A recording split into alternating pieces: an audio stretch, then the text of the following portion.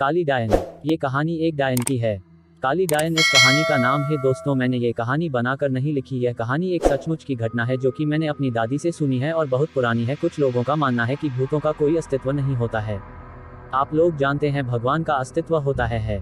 तो भूतों का क्यों नहीं? सभी ने रामायण और महाभारत जैसे ग्रंथों में पढ़ा या किसी से सुना होगा कि भगवान जब इस धरती पर थे तब भी भूत पिशाच हुआ करते थे। भगवान निराकार है। निराकार का अर्थ होता है जिसका कोई आकार नहीं होता। जो लोग जिस रूप में भगवान को पूजते हैं भगवान उसी रूप में उसे दिखाई देते हैं। तो प्रेम से बोलिए भक्त और भगवान की जय। और समय व्यर्थ न करते हुए मैं आपको अपनी कहानी की ओर ले चलता हूँ। बहुत पुरानी बात है। तब पानी के ज्यादा साधन नहीं हुआ करते। लोग कुएं, बावड़ी, तालाब आदि से पानी पिया करते थे। तो ये कहानी भी एक तालाब की है जो कि उस काली डायन के जादू से अमृत से जहर बन गया था। ये डायन कैसे बनी, कैसे इस तालाब का पानी विष बन गया, मैं ये कहानी आपको बताता हूँ। एक गांव में एक औरत के कोई बच्चा नहीं था। वह औरत गांव के मुखिया की पत्नी थी। उसके शादी को काफी समय हो गया था। सब लोग उसे बांझ कहा करते थे। सारे गांव वाले उसका मुंह भी नहीं देखना कहते थे कि इसका मुंह देख लिया तो पूरा दिन बेकार चला जाएगा। पर मुखिया की पत्नी थी इसलिए लोग थोड़ी बहुत बातचीत कर लिया करते थे। एक दिन गांव में एक फकीरा बाबा भिक्षा मांगते हुए आ पहुंचता है तो वह बातों ही बातों में उसका हाथ देखने लग जाता है और कहता है आपको बच्चा नहीं है ना? वह बोली आपको कैसे पता चला? वह बोला हम हस्तरेखा में निपुण हैं और हाथ देखकर यह बता सकते हैं कि क्या होने वाला है, क्या होगा। वह बोली अच्छा तो ये बताओ कि मेरे बच्चा कब होगा? तो उसने कहा आपको भगवान ने बच्चा तो नहीं दिया पर मैं एक रास्ता बताता हूँ।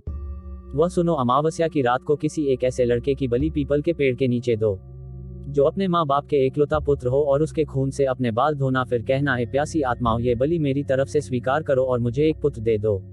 एक लोटे में उस कुएं का पानी भरकर उसमें उसके शरीर की 2 बूंद मिलाकर खुद पी लेना और उस लड़के के सिर के बाल अपनी साड़ी की गांठ में बंधे रखना तो तुम्हें अवश्य एक पुत्र पैदा होगा। इतना कहकर वह वहां से भिक्षा लेकर चला गया। उस दिन के ठीक 3 दिन बाद अमावस्या थी। उस औरत ने वही किया जो उस बाबा ने बताया था। उसने अपने देवरानी के लड़के की बलि दे दी और खून की 2 बूंदें पानी में मिलाकर खुद पी लिया और उस सिर के कुछ बाल को काटकर अपनी गांठ में बांध लिया और बिना पीछे मुड़े अपने घर आ गई। सुबह गांव वालों को पता चला कि मुखिया के भाई के बेटे को किसी ने मार के वहां फेंक रखा है। जब ये बात मुखिया और उसके भाई ने सुनी तो वह नंगे पैर दौड़ पड़े। धीरे धीरे सारा गांव इकट्ठा हो गया। उस लड़के की मां का रो बुरा हो गया था। तब किसी व्यक्ति ने हिम्मत जुटाकर उस सिर को धड़ से जोड़ा और उसे नदी में बहाने की सलाह दी। वैसा ही किया। लोगों ने उस लाश को पानी में बहा दिया। सब लोग यही कह रहे थे किसने किया, ये सब कैसे हुआ। सब लोगों के लिए ये घटना चिंता का विषय बन गई थी। जब मुखिया घर पहुंचा तो क्या देखता है कि उसकी पत्नी तो पकवान बना रही थी। वह बड़ी खुश नजर आ रही थी।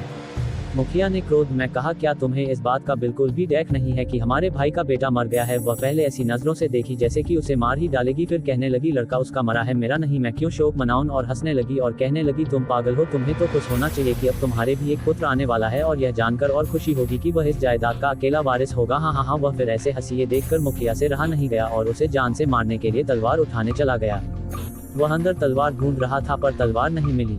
जब वह पत्नी के बेद के पास पहुंचा तो क्या देखता है कि सारे कपड़े खून से लथपथ हैं और तलवार भी वही पड़ी है और उस पर खून लगा है। वह ये सब देखते ही समझ गया कि यह सब इसने पुत्र प्राप्ति के लिए बलि दी है। उसने उसे मारने का विचार बनाया कि अभी मैं इसको मार दूंगा तो सब लोग मुझे गलत समझेंगे, और वह वहां से चला गया। उस दिन से गांव में ऐसी घटना होने लगी। किसी की भैंस मर गई, किसी ने उसे मार डाला और उसके शरीर के अंग इधर उधर फैले पड़े जैसे कि किसी ने उसे नोच नोच कर खाया हो। तो किसी दिन किसी का कुत्ता, किसी का बच्चा, तो किसी की बकरी मर गई और उसी तरीके से वह मर रही थी जिस तरीके भैंस को किसी ने मारा था। ऐसी घटना से सारा गाँव परेशान था। किसी को ये समझ नहीं आ रहा था कि आखिर हो क्या रहा है।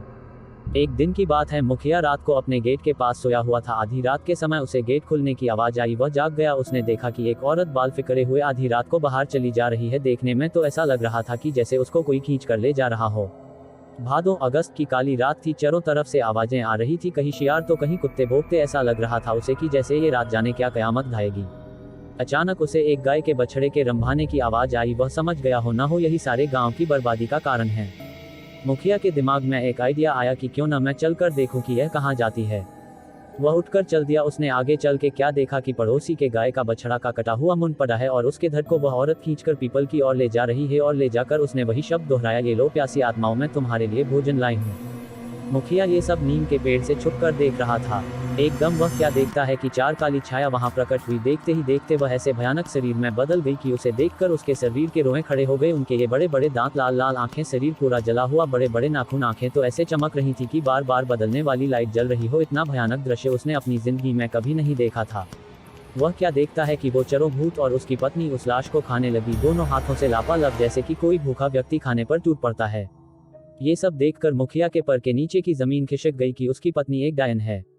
जब उन्होंने सारे मांस को नोच नोच कर खा डाला तब उसने एक भूतों की एक बात सुनी और कहा कि बस 3 दिन बाद फिर अमावस्या है और हमारी शक्ति उस दिन बढ़ जाएगी, तब हम तुम्हें पूरी शक्ति सौंप देंगे और तुम अपनी मर्जी से कुछ भी कर सकती हो, तुम गांव वालों को अपनी उंगली पर नाचा सकती हो। उसने ये सब सुनकर सारे गांव को चोरी चोरी जगा करके कहा, देखो मैं तुम्हें बताता हूँ कि तुम्हारी बर्बादी एक डायन की वजह से हुई है। और सबसे कहा कि अपनी अपनी लाठी उठाओ और चलो मेरे साथ, आज उस डायन का अंत हम सब मिलकर करेंगे। और सब भागते हुए उस पीपल की ओर चल दिए। सारे गांव को अपनी तरफ आते देख सारे भूत तो गायब हो गए, पर वह डायन खड़ी रह गई। मुखिया की पत्नी को इस हालत में देखकर सारे गांव वालों के तो होश उड़ गए और वह रुक गए। मुखिया ने कहा, खड़े क्यों रह गए, ये तुम्हारी मालकिन नहीं डायन है, डायन। और यह बोलते हुए सब उसे लाठियों से मारने लगे। वह अपनी जान बचाकर भागी और भागते हुए उस कुएं में जा गिरी। उसकी साड़ी ऊपर अटक गई और वह चिल्लाने लगी, बचाओ बचाओ। सारे गांव नव कहा, इसे सजा अपने आप मिलेगी, लटकी रहने दो इसे। वह चिल्लाती रही, सारे लोग उसका ये तमाशा देख रहे थे। वह चीखती रही, चिल्लाती रही, मुझे ऊपर निकालो, मुझे